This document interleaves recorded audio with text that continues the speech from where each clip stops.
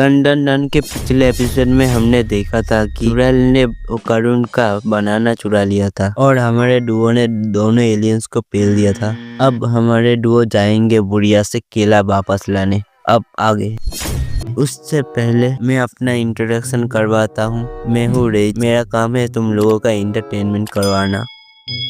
और हाँ, जिन्होंने भी पहले वाला एपिसोड नहीं देखा है, लिंक इन डिस्क्रिप्शन। चलिए वीडियो को शुरू करते हैं। रिलेटिव वीडियो चैनल पे आते रहेगा। अगर सब्सक्राइब नहीं किया है तो जल्दी से फटाक से सब्सक्राइब कर दो।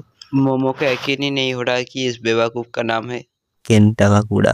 मुझे तो यकीन हो रहा है। फिर ये दोनों कुछ रोल बनाते हैं। मोमो कहती है मैं आपसे ओकारू कह के बुलाऊंगा तुझे और तेरे मुंह से गलती से भी अपना असली नाम निकलना नहीं चाहिए। और उनके बहस करते करते सुबह हो जाती है। अब वो दोनों डिसाइड करते हैं कि कल जाएंगे टनल में, क्योंकि भूत तो दिन में निकलते हैं। मोमो कहते हैं मेरा घर पास ही में है तो आज मेरे घर में ही स्टे कर जाते हैं। और ये दोनों पहुंच चुके हैं, लेकिन ओकारुन के घर के अंदर कदम रखते ही पूरी बॉडी जल जाती है, क्योंकि गेट के बाहर एक बैनर लगा हुआ होता है। उस बैनर का काम होता है कि घोस्ट वगैरह को अंदर आने से रोके रखना। मोमो बैरियर को हटा देता है ताकि ओकारुन घर के अंदर आ सके। फिर मोमो अपने रूम में जाता है कपड़े चेंज करने के लिए। ओकारुन को बाहर वेट करने के लिए बोलता है, लेकिन अपना ठरकी ओकारुन रूम के अंदर चला जाता है। ये कर्ज मुझ पे फिर से हावी हो रहा है।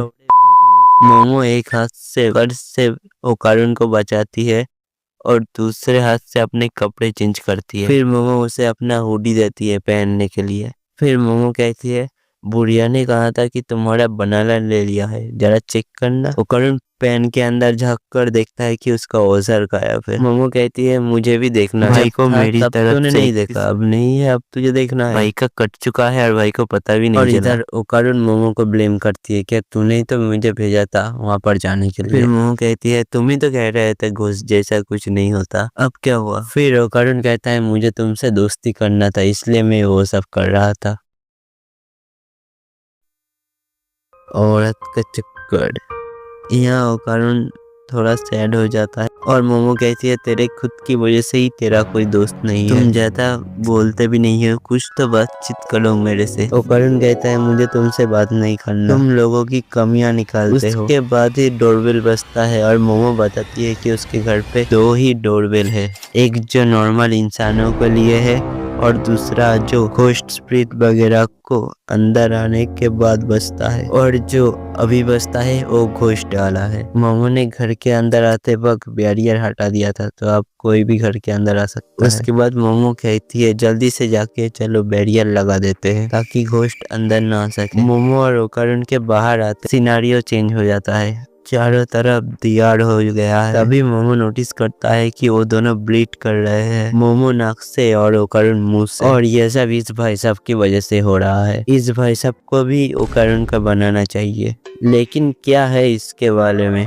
मुझे तो ऐसा कुछ नहीं दिख रहा, सब इसके बनाने के ही पीछे पड़े हैं। फिर मोमो कहती है तुम्हारे पास 2 है। ओकारुन कहता है नहीं। ओकारुन कहता है ये वाला घोस्ट नहीं एलियन है, एलियन और घोस्ट में कुछ तो कॉमन है, इसलिए डोरबेल बजा। फिर एलियन अपने मुंह से विमल केसरी फेंकता है। ओकारुन कहता है तुम मेरे बॉडी को मत कंट्रोल करो, तुम मेरे ब्रेन को कंट्रोल करो ताकि मैं टर्बो ज्ञानी के पावर से एलियन से लड़ सकूं। मोमो ऐसा ही करता है। फिर ओकारुन ट्रांसफॉर्म होता है, वॉइस भी थोड़ा चेंज हो जाता है। ये वाला ट्रांजेक्शन तो मुझे बढ़िया लगा। पावर्स होने के बाद भी ओकारुन थोड़ा सैड हो जाता है। फिर मोमो कहते हैं ये सब अभी सोचने का वक्त नहीं है। उसके बाद ओकारुन और एलियन का वर्सेस होता है। अभी भी ओकारुन के दिमाग में वही चल रहा है कि वो कुछ नहीं कर सकता। फिर एलियन ओकारुन पे अटैक करता है। उसके बाद देखता है कि एलियन के 3 उंगली कट चुके हैं। ओकारुन इतना ज्यादा फास्ट होता है कि मोमो देख ही नहीं पाती। अभी लगता है ओकारुन एलियंस को हरा सकता है। तभी ओकारुन इतनी पावर को झेल नहीं सकता और अपनी रियल फॉर्म में आ जाता है। मोमो ये नोटिस करता है कि एलियन का लड़ने का तरीका पूरा सुमो रेसलर की तरह है। सुमो रेसलिंग में होता ये है कि कोई भी बॉडी पर अगर जमीन पर टच कर जाए सिवाय उसके पैर के तो एलिमिनेट हो जाएगा। मोमो और ओकारुन ये प्लान बनाते हैं कि किसी भी तरह से एलियन का हाथ जमीन पे टच करवा देगा और एलियन हार जाएगा। लेकिन मैडम जी एलियन को भी जरा पूछ लो कि उससे भी आपका गेम खेलना है कि नहीं, हो सकता है उनके वहाँ ऐसा कुछ होता ही ना हो। ओकारुन दिन में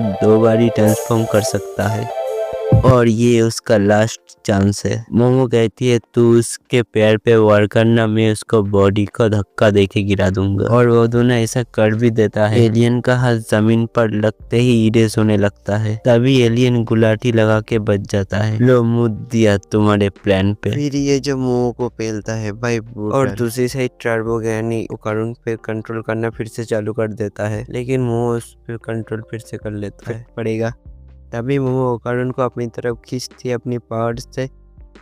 फिर मोमो कहती है एलियन को कि तुम्हारा हाथ जमीन पर लग गया है तो तुम हार गए। एलियन कहता है तुम्हारे रूल्स मेरे। फिर वो एलियन मोमो को आटा की तरह भून देता है। इसके बाद मोमो का बचना ना के बराबर था, लेकिन फिर भी मोमो सरवाइव कर जाती है। वे अपने छोरों से कम है कि, और मोमो जानबूझ के इतना पीटी है वॉल के अगेन कि उसको पता था कि वॉल में थोड़ा तो कुछ डिफेक्ट पड़ेगा, और गेट पे लगा देती है वो स्टिकर। फाइनली ब्रो इस क्या हुआ? मोमो का घर फिर से पहले की तरह हो जाता है, लेकिन मोमो इतना मार खाने के बाद फिर से बेहोश हो जाता है। और मोमो बेहोश हो गई तो कारण को कौन कंट्रोल करेगा। और एपिसोड एंड। और एपिसोड 3 के अंदर मोमो की दादी का एंट्री होता है। और हाँ, तुम लोग ऐसा सोच रहे थे कि ना उसका दादी बुढ़िया होगी, कैसी होगी? भाई वो माल है माल। ये औरत मुझे कहीं से भी आंटी नहीं लग रही, नहीं ग्रैंड माँ। मुझे तो मोमो से ज्यादा इस पे दिल आ रहा है। आज का वीडियो इतना ही था, आगे नेक्स्ट वीडियो में बताऊंगा। बाय।